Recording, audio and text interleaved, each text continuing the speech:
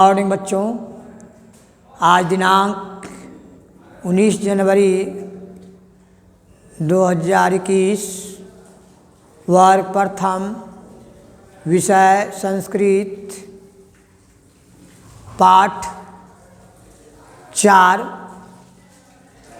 और पाठ 5 4 और 5 पढ़ाई होने जा रही है।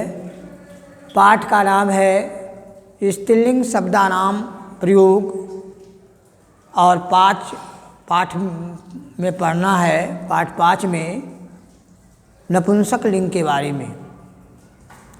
तो सबसे पहले आपको जानकारी देना है इसमें कि लिंग क्या है। किताब पढ़ने के पहले आप ध्यान दें कि लिंग किसे कहते हैं, क्योंकि व्याकरण संस्कृत में जानना अति आवश्यक है। आप अभी बच्चे हैं, आपको अच्छी ढंग से मैं बता रहा हूँ और इसको आप देखिए ब्लैक बोर्ड पर। लिंग किसे कहते हैं? लिंग जिस शब्द से किसी पुरुष या स्त्री जाति का बोध हो उसको हम क्या कहेंगे? लिंग कहते हैं। अब देखिए, उसके बाद है कि लिंग के भेद हैं। लिंग के कितने भेद हैं? संस्कृत में लिंग के 3 भेद हैं, पुल्लिंग, स्त्रीलिंग और नपुंसक लिंग। इसमें लिखा हुआ है, ब्लैक बोर्ड से आप उतार लीजिए। लिंग का परिभाषा है और लिंग का भेद भी लिखा हुआ है। पुल्लिंग, स्त्रीलिंग और नपुंसक लिंग। पुल्लिंग उसको कहते हैं बच्चों जिसमें पुरुष जाति का बोध हो, उसे हम पुल्लिंग कहेंगे। जैसे बालकः, अश्वः, यह क्या हुआ? पुल्लिंग शब्द हुआ। और स्त्रीलिंग शब्द में हुआ जिससे किसी स्त्री जाति का बोध हो उसको हम स्त्रीलिंग कहेंगे। जैसे बालिका, सीता, गीता, रीता, ये सब क्या हो गया? स्त्रीलिंग शब्द हो गया। और नपुंसक लिंग के बारे में जानकारी प्राप्त कीजिए कि नपुंसक लिंग उसको कहेंगे जिसमें न तो पुरुष जाति का बोध हो और न स्त्री जाति का बोध हो। यहाँ हम लिख भी दिए हैं ब्लैक बोर्ड पर कि न पुरुष जाति का बोध हो न स्त्री जाति का बोध हो, उसको हम नपुंसक लिंग कहते हैं। तो ये जानकारी आप लोगों को मिल गया कि पुल्लिंग किसको कहते हैं, स्त्रीलिंग किसको कहते हैं, नपुंसक लिंग किसको कहते हैं। संस्कृत में आपको, अभी छोटे बच्चे हैं, थोड़ा संक्षिप्त रूप में आपको बतला रहे हैं क्योंकि बच्चे हैं, आपका दिमाग में ज़्यादा हम नहीं वजन देना चाहते हैं। वचन जिसको कहते हैं, अंग्रेजी में आप नंबर पर पढ़े होंगे, संस्कृत में आप वचन पढ़ते हैं, यानी संख्या। वचन उसको कहेंगे, यानी संख्या को हम वचन कहेंगे। वचन कितने प्रकार के होते हैं संस्कृत में? संस्कृत में वचन 3 प्रकार का होता है, एक वचन, द्विवचन और बहुवचन। एक वचन मतलब होता है किसी एक वस्तु का बोध हो, उसको हम एक वचन कहेंगे। एक लड़का खड़ा है तो उसको एक वचन, 2 है तो द्विवचन, और 2 से अधिक रहेगा तो वह हो गया बहुवचन। यानी एक वचन का मतलब हुआ किसी एक वस्तु का बोध हो, उसे एक वचन कहेंगे, और द्विवचन का मतलब होगा जिससे 2 वस्तु का बोध हो। बहुवचन का मतलब होगा 2 से अधिक वस्तु का बोध हो, उसको हम बहुवचन कहेंगे। इस प्रकार आप लोग को जानकारी मिल गई। अब किताब पढ़ने में आपको रुचि बढ़ेगी। अब किताब पढ़ाने के लिए हम जा रहे हैं। आप चित्र को देखिए क्योंकि बच्चे हैं, और बच्चे को चित्र देखने के बाद उसको समझ में अच्छी तरह आ जाता है। तो अब देखिए, इसमें आम का चित्र है 5वें अध्याय में। ऐसे पहले 4 अध्याय पढ़ाने जा रहे हैं स्त्रीलिंग शब्द के बारे में। देखिए यह इस चित्र में को देखिए, माता अपने बच्चे को ली हुई है और इधर पृथ्वी का है, ग्लोब का चित्र है, बकरी का चित्र है, नाव का चित्र है, कौआ का चित्र है ना। तो आप लोग किताब को देखने के बाद आपको समझ में आ जाएगी। इयम का अस्ति, इयम मतलब होता है यह। देखिए यहाँ आपको शब्दार्थ भी हम लिख दिए हैं आपको समझने के लिए। इयम मतलब होता है यह स्त्रीलिंग, का मतलब क्या कौन, कोकिला मतलब कोयल, नौका मतलब नाव, अजा मतलब बकरी, है ना। ये हुआ आपको पाठ 4 का जो है ये शब्दार्थ हुआ। पाठ 5 का जो है नपुंसक लिंग के बारे में देखिए, इसमें शब्दार्थ भी लिखा हुआ है। इदम मतलब यह, किम मतलब क्या, आम्रम मतलब आम, छत्रम मतलब छाता, कंदुकम मने गेंद और इच्छनम मतलब आँख। यही इतना आपको पढ़ना है।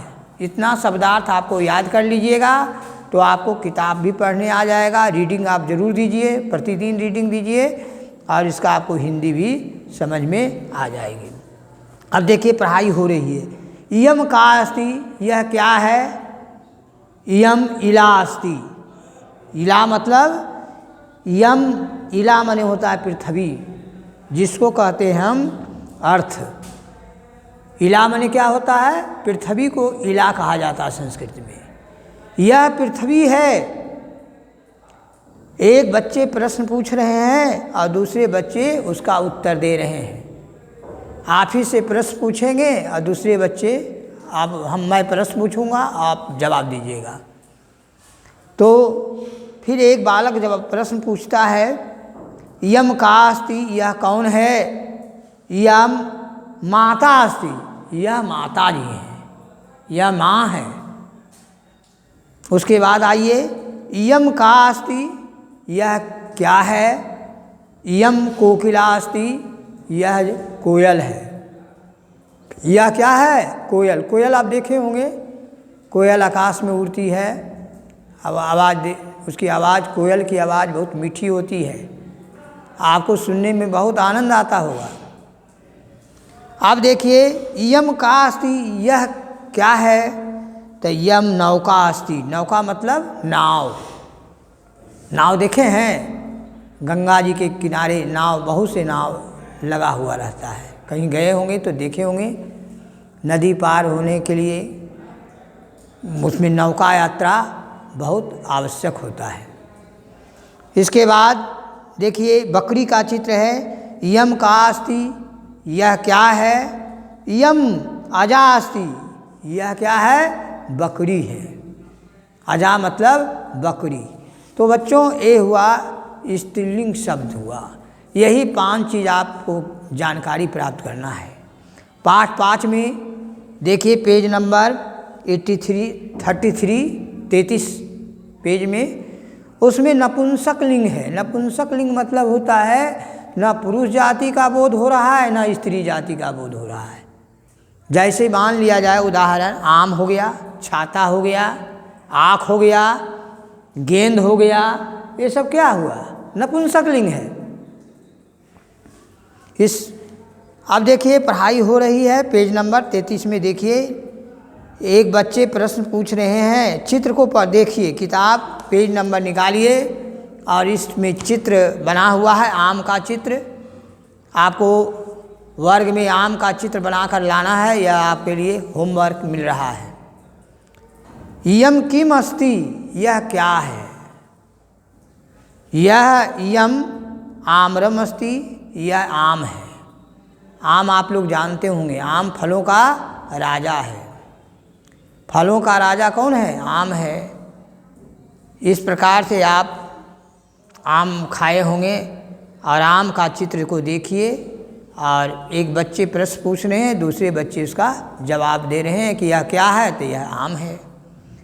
इयम किम अस्ति, यह क्या है।